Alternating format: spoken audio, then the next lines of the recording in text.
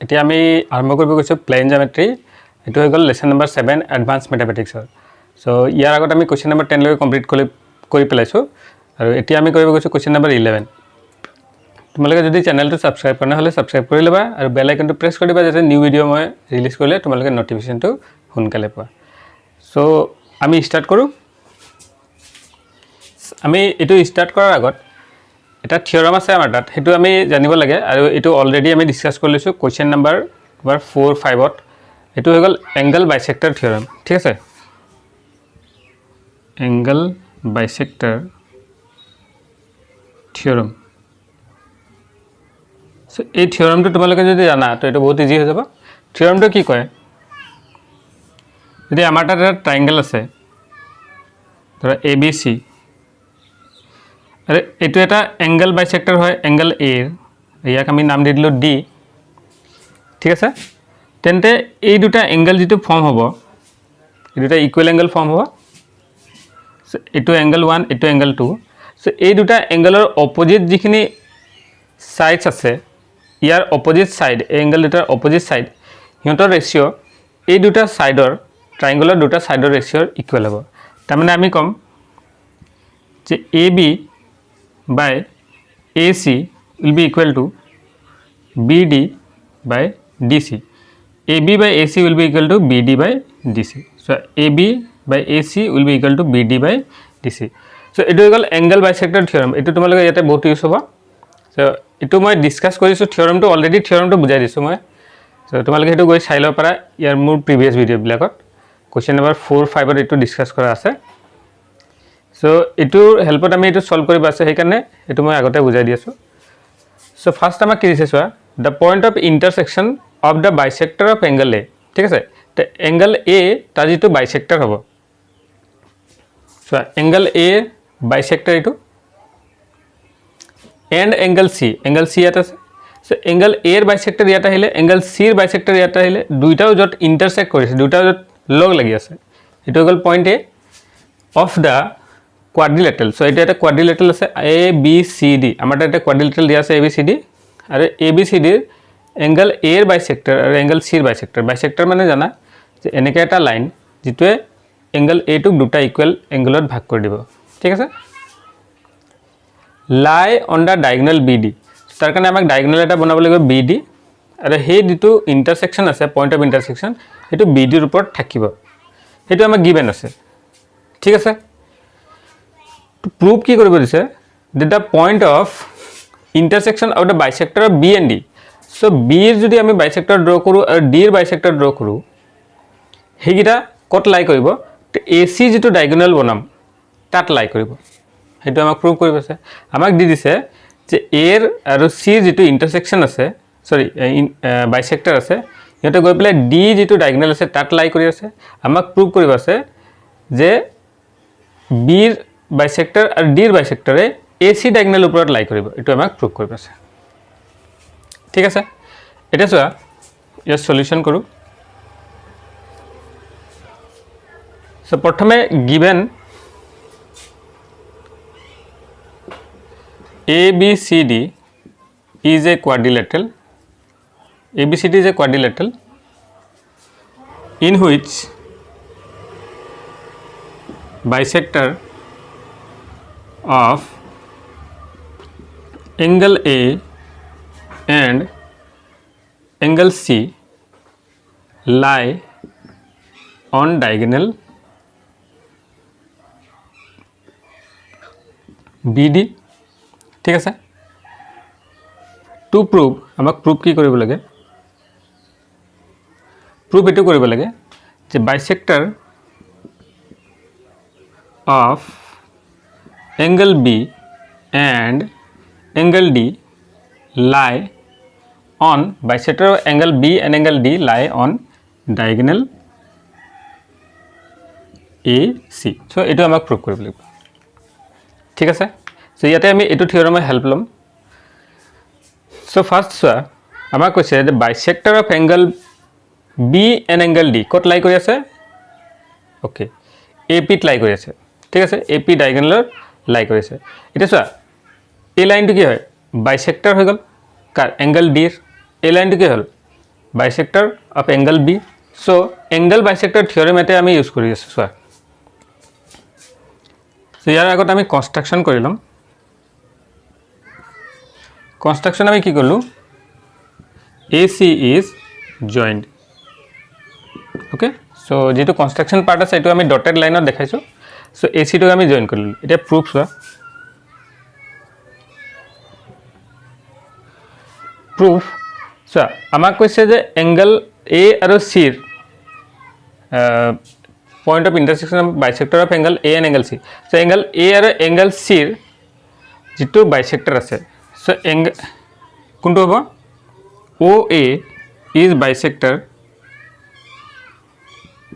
of angle A OA কি হয় angle A ৰ bisector হয় তেন্তে bisector থিওৰেম মতে সো এটো এটা ট্রায়াঙ্গল ফর্ম হৈ গল ADB এটো ট্রায়াঙ্গল এটা ফর্ম হৈ গল সো এটো ট্রায়াঙ্গলত আমি বাই bisector থিওৰেম আমি কি পাম this side by this side এটো দুটা সাইডৰ ৰেশিও ইয়াৰ যেটো bisector আছে কত লগ পাই আছে পিত তো DP by BP হ'ব সরি ইহতে ওত লগ পাই আছে সো DO by BO হ'ব ঠিক আছে সো আমি লিখি পাৰো by angle bisector theorem AD by sorry আমি প্রথমে লইলাম AB wait আমি লইলো AD by AB is equal to DO by BO এটো আমি লইলো নাম্বার 1 এটো বাই এংগল বাইসেক্টর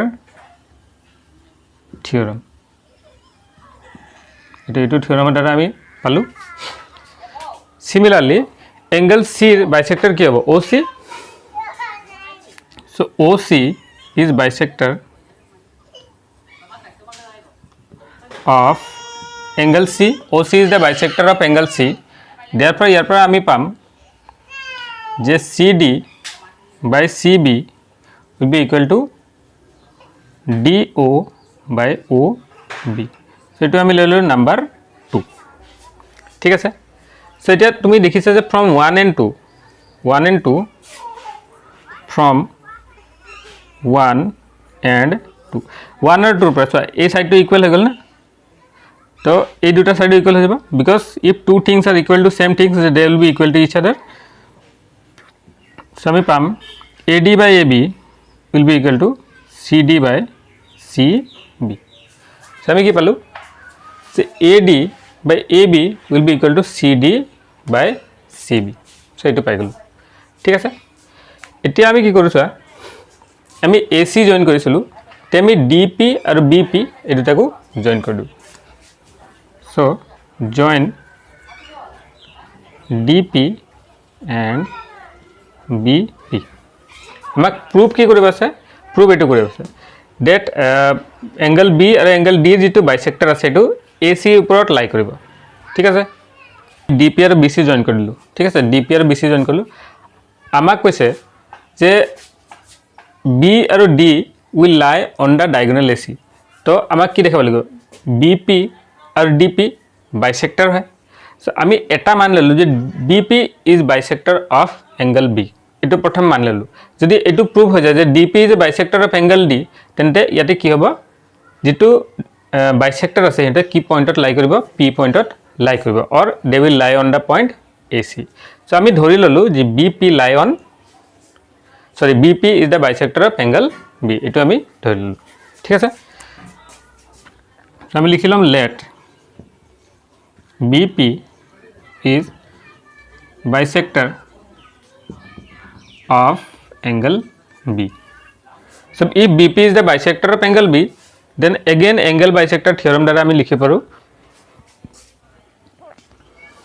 যে AB by okay BC by AB will be equal to BC by AB equal to AP by PC BC by AB equal to wait it হৈ যাব PC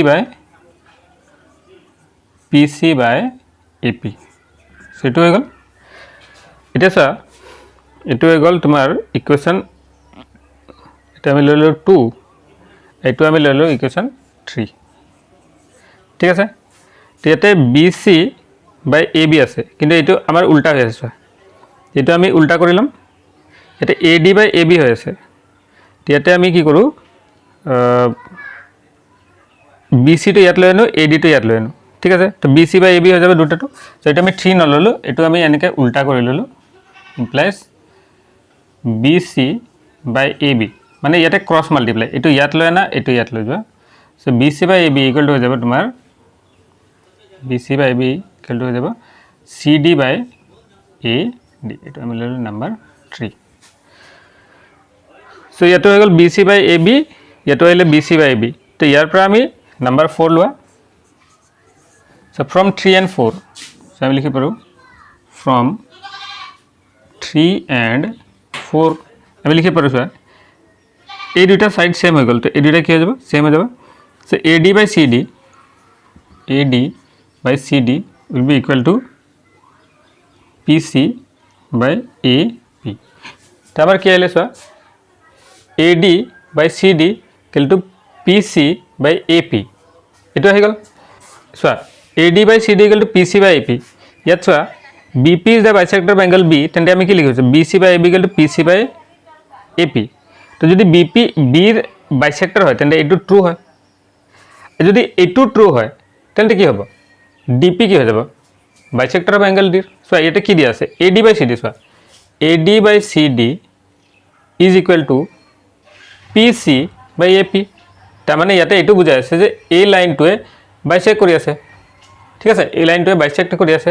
দেয়াৰফৰ D P, so' we can চে it is possible if dp is bisector of angle d, therefore we can say that dp is bisector of angle d and angle b and angle d will lie on diagonal AC, and angle d and angle B, sorry, angle D and angle B and angle D lie on bisector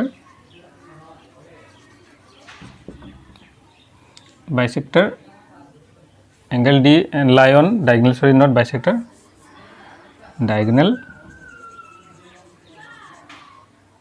A C.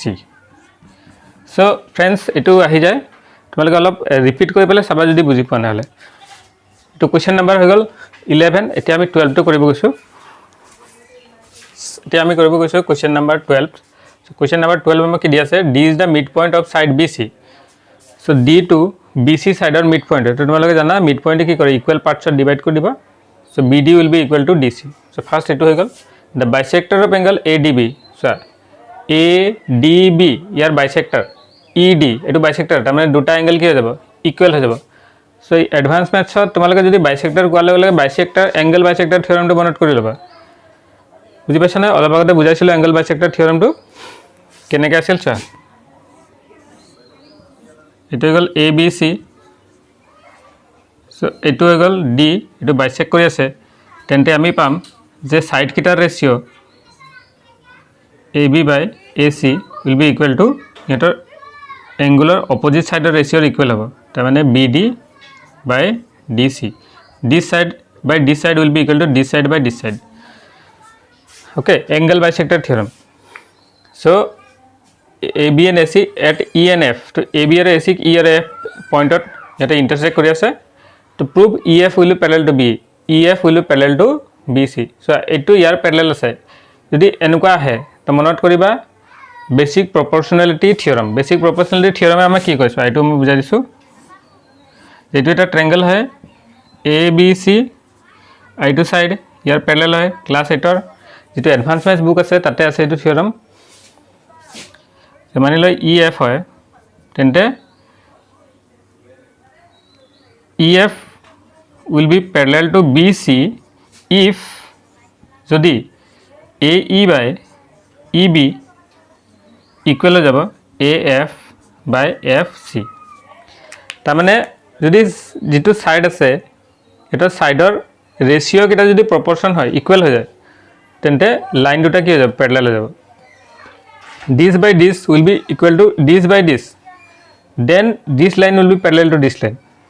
Or year converse to কি হ'ল, if EF is parallel to BC, then AE by EB will be equal to AF by FC.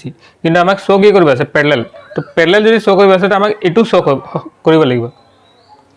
আমাক দেখাব লাগিব যে AE by EB is equal to AF by FC. যদি আমি এইটো দেখাই দিলোঁ তো এই লাইনটো ইয়াৰ parallel হ'ব by basic proportionality theorem। ঠিক আছে, so চোৱা, D is the midpoint of side BC of triangle ABC. তো D to midpoint বুলি কৈছে। So D is midpoint of side BC. Therefore you can say BD will be equal to DC. এটো আমাক given আছে, এটো given আছে, এটো given বুলি লিখি লয়। To prove আমাক কি prove কৰিব লাগিব, EF parallel to BC. তো কেনেকৈ proof কৰিব লাগে এইটো মই বুজাই দিছোঁ। আমি যদি এই পাৰ্টটো proportional দেখাই দিওঁ তো আমাৰ হৈ যায় ইকুৱেল, মানে থিয়ৰমটো proof হৈ যাব। এতিয়া চোৱা, তোমাক প্ৰথমে কৈছে যে bisector of angle ADB and ADC. So ADB year bisector কি হয়, DE. So আমি লিখিম D is the bisector, DE is bisector of angle ADB. Then by bisect angle bisector theorem আমি লিখি পাৰো, so side এটো triangle হৈ গ'ল না ADB, side কিটাৰ ratio, so আমি লিখিম AD by BD will be equal to AE by BE. This one আমি লৈ ললো number 1। ঠিক আছে, similarly DF is bisector of angle ADC. হেতু triangle গুছি যাব, so ADC. So we can say that side AD by DC is equal to AF by FC. ঠিক আছে, so এটো আমি 2 নম্বৰ ল'ব নালাগে। ইয়াত চোৱা AD by BD, ইয়াতে AD by DC আছে, বাট DC কাৰ ইকুৱেল আছিলে, DC ইকুৱেল আছিলে BD।